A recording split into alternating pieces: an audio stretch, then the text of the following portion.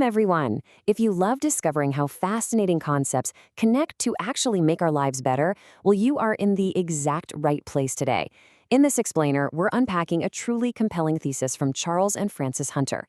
We're going to examine this unique intersection that you might not normally put together: physical health, deep faith, and the sheer power of a really good joke. The Hunters wrote a book called Healing Through Humor, and it takes something we all do naturally, laughing, and reframes it as a vital, absolutely crucial component of our overall well-being. So get comfortable, focus in, and let's explore this whole thing together. So here's a question for you. Can a simple laugh actually heal you?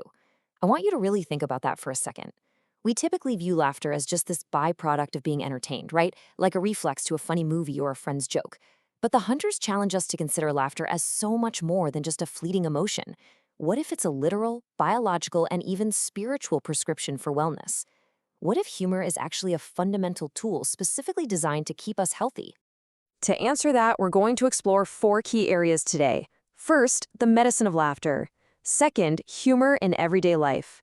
Third, bloopers and mental gymnastics. And finally, the power of joy. Okay, let's dive into this with Section 1. The medicine of laughter, the biology and theology of a smile. The Hunters define the medicine of laughter as a God-given biological and emotional tool designed to help us navigate life's difficulties. Now, I want to highly emphasize the word tool here. Tools are used to build things, to fix things, to pry things apart. And the Hunters are arguing that humor is basically a built-in survival mechanism. When the pressures of life really start to mount up, humor is the tool we reach for to relieve that pressure valve. So it's not just a quick moment of entertainment, it's an active, functional mechanism for human resilience. Let's look at how this tool actually works on 2 totally different levels. Biologically, physical laughter actively releases endorphins, those incredible feel-good chemicals in your brain that just naturally reduce stress and even alleviate physical pain. Then, theologically, the Hunters point to the ancient wisdom of Proverbs 17:22, which says, "A cheerful heart is good medicine." So the biology perfectly mirrors the theology here. Your body is physically designed to respond to the spiritual posture of joy. Moving right along, let's look at Section 2, humor in everyday life, finding the funny in the friction. The Hunters prescribe a heavy dose of clean, everyday humor for 3 incredibly relatable areas of life. First up, the inevitable friction of married life. Look, when you put 2 human beings under the exact same roof for decades, disputes over how to properly load a dishwasher are definitely bound to happen, right? Laughter acts as the ultimate lubricant there. Second is the absolute chaos of raising children. Because honestly, laughing at the absurdity of a toddler having a meltdown over the wrong color cup is a way healthier response than just constant frustration. And third, the physical realities of aging gracefully. We are all getting older, and our bodies change in these quirky ways that we just kind of can't control. And this brilliantly illustrates the Hunter's mindset. They say, when you start forgetting things or your body changes, you can either cry about it or choose to laugh at the ridiculousness of aging, gracefully. This perfectly captures their lighthearted approach. I mean, aging can be incredibly stressful for sure. Forgetting where you put your keys for the 3rd time in a single afternoon? Yeah, that can be infuriating. But choosing to laugh at ourselves instantly reduces that daily stress. We actually take the power back from the frustrating situation by proactively applying the medicine of laughter.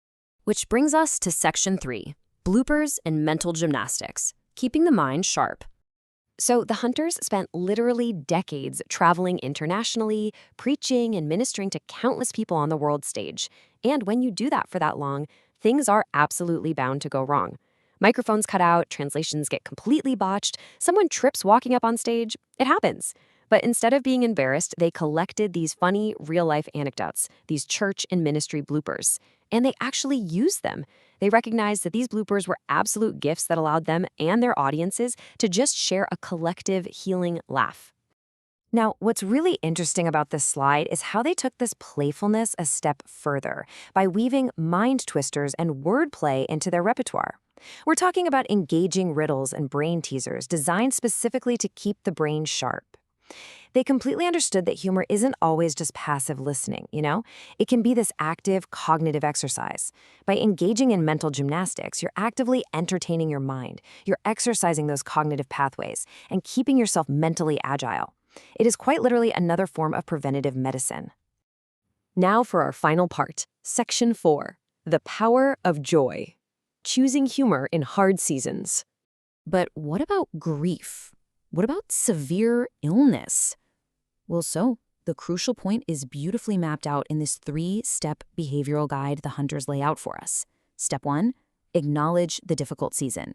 See, they are not advocating for toxic positivity here. They aren't saying you should ignore pain or pretend everything is just fine. You absolutely must acknowledge the difficulty.